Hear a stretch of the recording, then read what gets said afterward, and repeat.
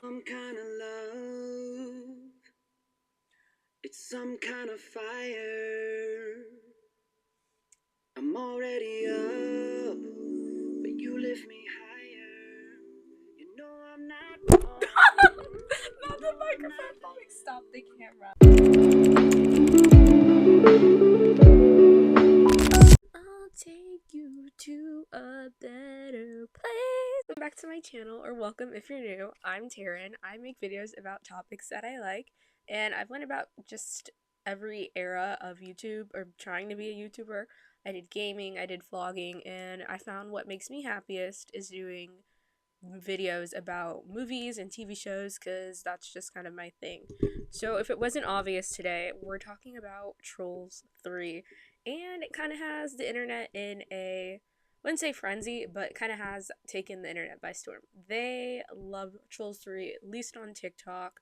I love Trolls 3, but I loved it since the first movie. I'm not a new fan like you guys. No, I'm joking. And honestly, I even bought the CD, as you guys saw. I saw it at Target, and I thought it was awesome. So we're gonna talk about it a little bit because I see a lot of grown men making their opinions about it and doing reviews, but I kind of wanted to give a review from a, wouldn't say a little girl's perspective, but definitely a teenager's perspective. Somebody who could fit the target demographic instead of men in their 30s who think they know what little girls want.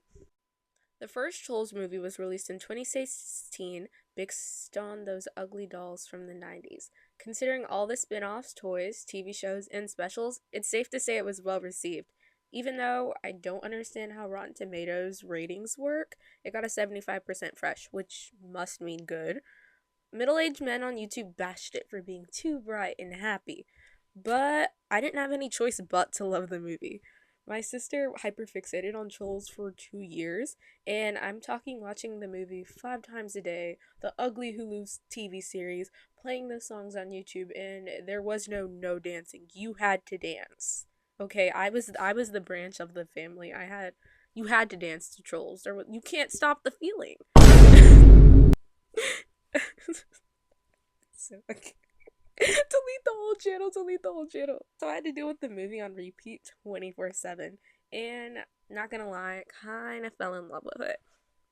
Trolls embodied everything a kids movie should be. A lesson applicable to real life, which was don't judge people based on their past or what other people before them did. It had a twist character that was evil. Creek stands, if you're watching this, I know where you live. And it had good songs. I mean, like, there were good songs. A lot of them were covers, but like I thought True Colors, when in 2016 when Trolls came out, I thought True Colors was their song, and then we sang it for choir, and I was like, "Oh, this is the song from Trolls," and everyone was like, "Girl, what?" And it had a colorful cast of characters. And, it had a dark backstory for one of the characters that turned into a meme. Why not? Why would you just sing? Singing killed my grandma, okay? My uncle broke his neck tap dancing once. And it had a pretty stacked cast. I mean, it had Justin Timberlake and Anna Kendrick, who I found out was the crazy girl from American Horror Story. What was her name? The one that got pregnant and died. That's probably so many American Horror Stories characters, but I'm talking about Murder House specifically. Um, and everyone worked together, and everyone had their little one-off joke. Like, there was Guy Diamond with Tiny Diamond, and there was Mr. Dinkles, who just gets more funnier throughout the franchise, which I love. But then quarantine attacked, so there was no going outside, no having fun, okay, and there was no in theaters, no watching movies in theaters. Luckily, we had the convenience of home releases, and that's when Trolls World Tour came out. Some people liked it, some people hated it. Daz reviews. But overall, I really liked it. I enjoyed exploring different music genres of Trolls, and despite the overall mid reception it got, I think it was a successful enough sequel. Not gonna lie, I was obsessed with Barb. I loved her. Kind of disappointed that she wasn't a rap troll, but it's okay. It's okay. It's okay. I'll let it go. And then Trolls 3 came out, and it has gotten mega popular on TikTok due to Velvet and Veneer and the amazing grace that is Brozone, okay? So, I'm gonna review this movie because I don't want you guys listening to middle-aged men on YouTube, especially when that's not the target demographic. Someone like me would be the target demographic. Okay, little girls, my sister would be the target demographic, but I'm very childish. Like if you look around my room, yeah, my posters are Spider-Man and FNAF and Toilet Bound, but like if you look around my room, there's Monster High dolls, there's stuffed animals. Maybe we'll do a room tour one day. Not gonna lie, my worst fear is being a YouTuber and making a joke that's not funny and no one laughs, and so it's really awkward between me behind the screen and you as the viewer. So I really like the boy band references, even though I was born in like 2006. I grew up mainly in the 2010s. It was nice to still get some of the references, like when they would reference Boys to Men, or we have to go one. There's only one direction for us to go, the back streets. Like I got that, you know. And I feel like Trolls 3 was really geared towards adults, low key, behind the scene, not in entirely in like a dirty jokes type of way, but in a way where they talk about um just things that more people who were born in the 90s or the 80s would understand, because they grew up in the 2000s with NSYNC and stuff. um yeah, so behind the scenes I really feel like it was geared towards adults, like especially with Tiny Diamond when he was like, are you a narc? um I thought that was really funny. And then also when they were talking about like when Branch relapsed, you guys, like with the binky, and he was like, yeah, that's good, like I can't, don't wave that thing around, like, hello, movie for kids, why are you why are you talking about being a narc?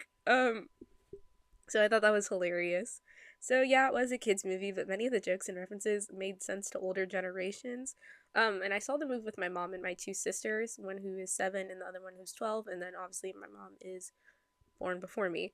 And while my sisters didn't and I didn't understand some of the specific one-liners, my mom got them instantly, which I thought was really nice. So it was really enjoyable for everyone to watch, especially since she was more excited than all of us to see the movie.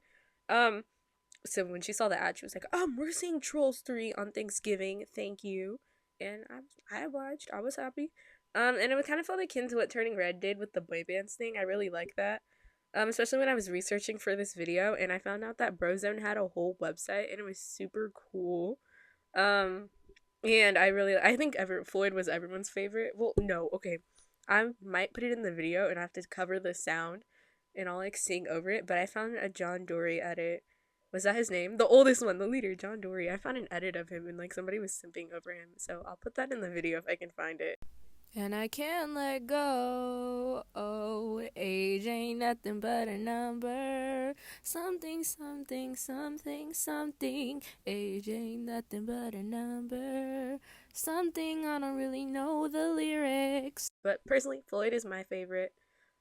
Aside from Branch, but Branch kind of doesn't count since he was like my favorite for all 3 movies. Website's cool. Please check it out. I think it's awesome. They haven't logged in since 1999. Um, so next I wanted to talk about the world building. I enjoyed how each movie continues to expand the world of Trolls. Um, and initially, like, it was the idea that the Bergens wanted to eat the Trolls, and the Trolls stayed in their small area where they were safe after, I was gonna call it the Great War, but this isn't Transformers, so it's the, I don't know, the no troll left behind situation. That's what we'll call it. Um, and, I thought it was really cool, especially with the different genres of trolls when they expanded in the second movie. And now in the third movie, there's, I think, Velvet and Veneer, which are succubi, I think is what they called them, which I thought was really interesting how they did that in a kids movie. And they kind of changed it for what usually a succubus is. So I thought that was cool. And then those Muppet things, like what John Dory's wife is. I thought that was really cool. They looked really cool, and I saw on the page for Trolls that they mentioned that it was one of the most complex characters to model, the little Muppet thingies. Thought that was awesome, and I really like that, and I kind of hope there's a fourth movie to expand that in the future. To be honest, I'm kind of disappointed that we didn't see the rock and roll trolls or any other kind of trolls though. I really liked Barb, and I like the idea that there was other genres, and my favorite were the techno trolls, and we didn't ever see them again after the second movie. And then they had Trolls Topia, which was kind of nice, but again, they don't reference any of that stuff in the third movie. Like, did they forget, or what happened? Where's my favorites? And oh my god, or DJ Suki? They never bring DJ Suki back. You guys remember DJ Suki from the first movie? Yeah, we don't see her. Where's DJ Suki? And then I would have been nice to see all the other genres band together. It's called Trolls Band Together. Like, yeah, we're bringing like Brozone band back together, but I want to see all the trolls band together. Like, it would have been nice if like everyone came to stop Velvet and Veneer, and everyone hit that perfect harmony. Like, not just Poppy and her sister. Does that count as a spoiler? You guys should know that now. I mean, she's advertised in the ads, so you guys should know that she had a sister. Even though the movie kind of tried to feel like it was a secret, but like she was advertised in the ads. Like everyone knew that there was gonna be a sister. Yeah. And I kind of liked Gristle and Bridget being there, and there weren't many trolls besides like Brozone, Poppy, and Diamond, Tiny Diamond. I want to call him Diamond, but there's Guy Diamond, there's Tiny Diamond. And then the new group. Not gonna lie, I did like the smaller cast though because the characters still had big personalities on their own, but in the first movie there were a ton of characters and it felt like a lot of personality to try and digest. But the third movie felt very chill and low key while still having characters that had a very big presence on the screen still. And it was nice to see Branch's dynamic with his siblings, although I feel like there should have been more sibling jokes. Like there was a joke about a wet willy, which I think he called it a wet William, which I thought was really funny. Since like Branch was like, I'm older now. And I really like that, but I wish there was a little more of a sibling dynamic going on. But it kind of makes sense since they kind of abandoned him when he was Bitty Branch. He was really little. So the sibling dynamic isn't there as much and they were all separated, so I can understand that. The villains for this movie were awesome. Everyone on TikTok loves them. Velvet and Veneer, they kind of ate. Their songs ate. I wish we would have got more of them singing, but I can understand if budget money was tight. And then I really felt like they took up a lot of presence on the screen. They were definitely one of the best villains of 2023, and everyone is like, oh, they're better than Disney's villains, but Troll's villains have always been kind of goated. Not gonna lie. Like the chef one, I like the chef one. Creek, who if I catch him on the street, it's over. Um, and then Barb, really like Barb. All Trolls villains are good. Like they kind of ate that up, and we haven't got good villain songs in a long time. I feel like not just from Trolls, but from movies in general. I feel like we haven't gotten a lot of good villain songs. So it was nice to kind of have the Outrageous be one of the best villain songs to date. They ate that up, devoured. Like speaking of Outrageous, Outrageous was visually stunning. It was awesome. My favorite on my CD track, the best one. Um, Number 12, by the way. Is it? I think it's number 12. Yeah, no, I'm so wrong. I'm so wrong, guys. It's number 10. Not gonna lie, that's kind of embarrassing if I just said it was my favorite. But it is my favorite on Spotify. I feel like it would have been number 1 on Spotify Wrapped if it got the chance. Um, yeah. Spotify Wrapped, they flopped this year. It was really wrong. I feel like mine wasn't that accurate. Back to Trolls. Okay. They were too funny, and I really liked their sibling dynamic, and I liked how you could tell who is the older bossy sibling. It's me. I get her. I get Velvet. I get her. But I love Veneer. I love Veneer more than Velvet because he was just so silly. And I'm not gonna lie, Velvet gave me Chanel Oberlin vibes. Her and Chanel would fight, and I couldn't even tell you who would win. I feel like Chanel might have her beat, but I feel like if it came to like hands, if they were just throwing hands, Velvet would win. But if it was like battle, like petty wits, Chanel would dust her. And they were both hilarious. I like when like Veneer spilled the beans, what happened, and then like her face when she was like, she's like slowly turned and she was like, I feel like that was really funny. And she was so mean to Crimp. My mom said Crimp had a synthetic weave, like the whole thing. She never called her by Crimp. She was like, oh, look at little Miss Synthetic Wig. Like, oh. Her wig did look synthetic. It was she kind of ate Crimp up. Poppy though, I feel like she drove me nuts. I kind of never really liked Poppy, and I didn't really like her in this movie. And although she was more of a secondary character in this film, she was super overbearing. And I didn't like how she inserted herself into a lot of interaction with Branch's brothers. I get it, she was a fan of them, but girl, chill. She was super inconsiderate when it came to how Branch felt about how his brothers abandoned him, and I just didn't like her. I wanted to fight her, but she wasn't like super duper annoying. And if anybody else was like, "Oh, Poppy's annoying. I don't like Poppy," I'd defend her so fast. I'd be like, first of all, actually, no, I gotta stick beside her. I gotta stick beside her. And her sister Viva, whose name I can only remember by "Living La Vida Loca," from like the Puss in Boots one. Yeah, not Puss in Boots. Puss in Boots was in the movie. It's a Shrek movie. Um, I feel like she could add more depth. I like how she still believed Bergens were a threat, and I liked how the whole like cut off from society concept. I thought that was like really nice, and I like how they didn't just bring her out of nowhere. Like with Despicable Me 3, DreamWorks has a trend where they just bring out a random twin sibling and stuff. Um, but I kind of didn't like how they did in Despicable Me 3 because although it could have made sense, it just felt out of nowhere. But I liked how for trolls it made sense. Like they um like the no troll left behind situation, like it made sense that they could have been separated and the hug time bracelet. Same thing with Branch's brothers. It made sense why that happened, and I feel like at the end of the movie, they kind of brushed over King Papa basically abandoning one of his kids. And but I really like how they kind of circled back and they made it make sense. It didn't feel like something just added in. It felt connected to the plot, and it made me kind of sad. About like Branch's brothers and his plan for his little hideout and how they were each gonna have a room. It made me so sad because it was like, dude, he built it, he did it, and it didn't feel like unnecessary with plot holes. As for Branch's brothers, I don't really have much to say about them. Each of them had a role in the Brozone group, and I want you guys to check out the website. I love it. My in my script, I wrote that my fave is the emo one that was getting tortured. His name is Floyd. I've learned that now. I called him Clay for a long time because I feel like Clay just made more sense. But I thought it was really funny how he said the emo one getting tortured. I need a solo career. He was voiced by Troy Sivian. Troy Sivian Troll. I'm gonna call him the Troy Sivian Troll now because is it Sivian? Oops. Probably should have researched that. Trolls 3 is like one of the rare occasions when like a comedic relief character gets moved to the forefront and it doesn't feel overdone or overwhelming. Every joke was really funny.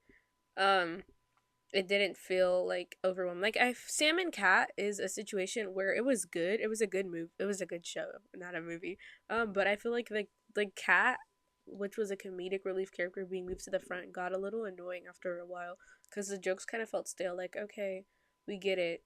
She's stupid. How long are you gonna run this joke into the ground? Um, but with Tiny Diamond, the idea of him just like being this little baby that just does the most was really it never got stale. Like I thought it was really funny every time he was like referenced something that was for adults. Um, and I just it's so funny. He's so funny. Can we get? I feel like Tiny Diamond, if he got his own show or movie, it'd be really it might get annoying but if it was like a one with just him and Branch where they just did like crazy stuff like a movie where they were like on the run or something, I feel like that would be really funny. Kevin Hart and The Rock type. I hate that I just compared two trolls to Kevin Hart and The Rock, but you get what I mean. And then I'm gonna be brutally honest. I didn't care about the Branch and Poppy romance subplot. Like they're cute, and all the time you'll see on TikTok I repost them, and I'm like, they're so cute. They're goals and stuff. But I don't care about romance in children's movies or just in any movie. But I like how they didn't shove it in our face. It didn't feel very forced down our throat with like, oh, you have to care, and the movie relies on them being together. It kind of feels like something that you could live with or without. And if we really wanted to, if like Poppy didn't mention like that was her boyfriend that one time, or they didn't like mention being like getting married, then I feel like you could have really taken it as just like a really close friendship or like a QPR, like Branch and Poppy are QPR goals. I like how they brought up the importance of communication and talking about feelings in relationships, and even I struggle with that. Even though I'm like 17, and I guess I still have a whole lot of my life ahead of me, it's still something that I struggle with, and I like that Branch and Puppy are meant to be like 20 something, and they still struggle with that too. Um, and then I enjoyed seeing it in a kids movie because it kind of still brought the importance of that to kind of the kids' attention. Like, oh, when we're feeling something, we should say it to others. I feel like communication is like the backbone of everything strong. And then I also like how they avoided doing like the OMG, my brother's gonna steal my girlfriend thing. I hate that trope. That trope makes me so mad. Like, I don't think, or like, oh, my girlfriend's getting suspiciously close with my brother. Like, Poppy liked them all equally. And that's just because she was a fangirl. Like, if your mom sold you to One Direction, you'd be fangirling too. Please tell me people get that reference. My parents didn't tell me One Direction, guys. About the animation thing, I'm not an animation professional. But if the plot is good, I'll watch any movie. I'll watch like Scary Godmother has atrocious animation, but the movie's so good. It's so funny, and I'll watch it a million times. But the animation was really nice. And looking back from 2016 Trolls to now, it's like, whoa, was 2016's animation that ugly? Like, the characters' designs are definitely better, and I like how Branch like got bluer. Like, he got his color back. He still has like a grayish undertone, but that's because he has depression. Me and Branch twinning for real. Yeah. I really like that. I feel like I've been monotone this whole thing, and I'm like really excited about this, but I'm just always monotone. I can't help that. Um, yeah, I'm saying too much. I'm sorry, guys. Don't leave me. Pokies, don't leave. Kittens, no. Again, this is a kids movie, so I don't care about animation. Like, children don't care about animation too much. They just want to know if like your colorful character can sing and dance long enough to keep their attention for like an hour and a half. Um, but I think Trolls was originally created to reboot and revive the dolls from the 90s with like a cuter look. And I think in 2016 you couldn't step one foot in any store, any Dollar Tree or anything to without seeing something Trolls, and maybe even with Band Together, not Band Together, World Tour, like that was the case too. They did the little McDonald's promotion for Band Together. But like since I wasn't going to Trolls, like go not I was going to stores in 2020, like when in 2020, 2021, when Trolls World Tour came out, can't really vouch for how much promotion there was, considering everything was on lockdown. But like Trolls Band Together was, I don't think it was made for marketing. Because there's barely any toys. I scoured Walmart, Target. I was gonna say Toys R Us, but like Toys R Us is kind of a thing, but it's not a thing. I looked all over the internet for different toys, and there weren't a lot. Like there was the bare minimum, especially considering that 2016 there was so many houses and playsets, and there was a lot of playset opportunities. Like I want a Mount Outrageous Hot Wheels set, please.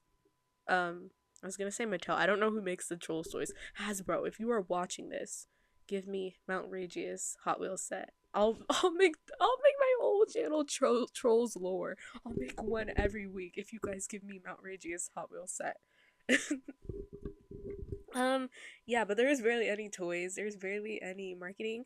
The only thing I've seen in stores for Trolls World Tour was this CD, right? And then when I went to Dollar Tree, I don't feel like getting up and getting the bag that's hanging on my door, but I got a like Trolls, like it's Poppy and Viva. It's one of those little plastic shopping bags. It's not plastic. It's like the reusable shopping bags ones. So I will be using that. It's so cute, and it has like sisters all over it, like the word sisters, and then it has like Poppy and Viva. And it was only $1, so I thought that was really cute. Yeah, and the budget, like, I don't know. Did they expect the movie to flop? Because the budget was 95 million, and as of like November 24th, which is when I started writing the script, it made like 132.8 million at the box office, like globally. So can that be I think that's considered a flop in the industry, like movie industry, but I don't know. I kind of bare minimum promotions were done for this, not gonna lie. And I mean, like, all I saw were a few TikTok ads that were in Spanglish for this movie, like Spanish and English. Um, and then like a few English ones on YouTube. And then as of writing this video, there's like a Shake Shack promotion, and there is a Girl Scout, like a Girl Scout patch for them. Like, it's limited edition, so if you guys are Girl Scouts, send me that patch. I'll pay you for my for a Trolls Girl Scout patch. I will pay you for it. Please, someone get it for me. And the closest Shake Shack to me is in Seattle. And they're like themed drinks. There's one after a branch. It's mint chocolate chip. There's one after Poppy, which is a like sugar cookie one, and then there's one that's Viva's, which I don't remember what it is, but it looks really good. And I want to try that, but I'm not driving all the way to Seattle for it. Still, I think it's a really cute franchise. And this movie was definitely my favorite out of the three, not including the TV shows or like the holiday specials. Um, and I will buy all three movies on DVD. I love buying DVDs. I'm old. So I will buy all three movies on DVD when there's like a cuter box set right now. There's one for all three, but the box isn't cute. And if they don't come out with a cuter box, I'm gonna have to make my own for the movies. But yeah. Um yeah, so if there's more you want me to touch on about this movie, let me know in the comments. I definitely recommend it. And I made this video specifically so that one, I really like Trolls, and two, I don't want you guys forming your opinions based on old men on YouTube who think they know what little girls want. Yeah, so if there's more you want me to touch on, let me know in the comments, or if you want me to review the first two movies, I might do that if you guys want that, or if there's something specific you want me to talk about in the comments, or in a video, just let me know in the comments. Okay, bye, Z's.